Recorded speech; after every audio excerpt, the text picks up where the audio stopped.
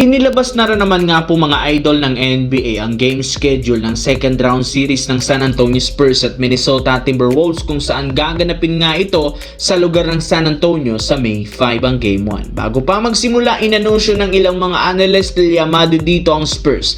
Bukod sa pagkakaroon ng home court advantage, kompleto at mas healthy rin naman ang mga player nila. Hindi kagaya sa Minnesota na karamihan sa mga key player may iniindang injury sa katawan. In fact, hindi na nga dito makakapaglaro pa ang shooter na si Donte DiVincenzo dahil sa season Achilles injury. Inaasahan na rin naman hindi makakapaglaro sa mga unang game sina Anthony Edwards at Ayo Dosunmu. Kaya expected lalamya ang opensa ng Wolves kontra sa mas malakas na team na Spurs. Dahil dito, may ilang mga analysts lang nagsabi wala nga daw palag ang Timberwolves sa kanila. Hindi katulad ng Nuggets ang lineup ng San Antonio, napakaraming 3-and-D player na kaya silang i-outplayed kahit anong minuto.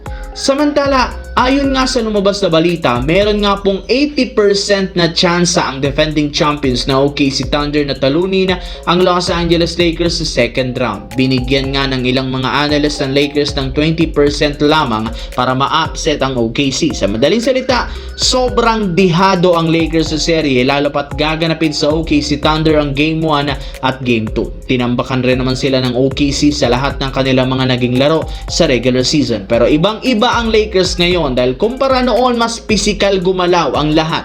Mas nakahanda nga silang game plan ngayon si Coach Redick para pabagalin ang opensa ng Thunder. Mas preparado ang kanilang team kumpara sa nakalipas na laban. Bukod dyan, meron nga silang re-rest back sa lineup ng Lakers na siguradong ikakasakit ng ulo ng Thunder. Once na bumalik si Luka sa Game 3, sigurado nga pong magkakagulo ang depensa ng OKC kung papaano nilang mapapahinto si Luka. Kakailanganin nga ng OKC gumawa ng adjustment na siyang sasamantalahin ng Lakers para makakuha ng panalo.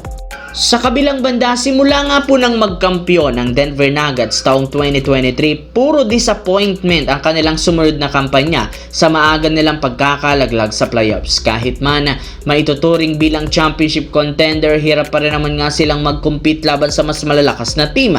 Kumpara nitong nagdaang taon, mas lumala pa nga ang paghina ng team sa pagkatalo nila laban sa undermanned lineup na Minnesota Timberwolves.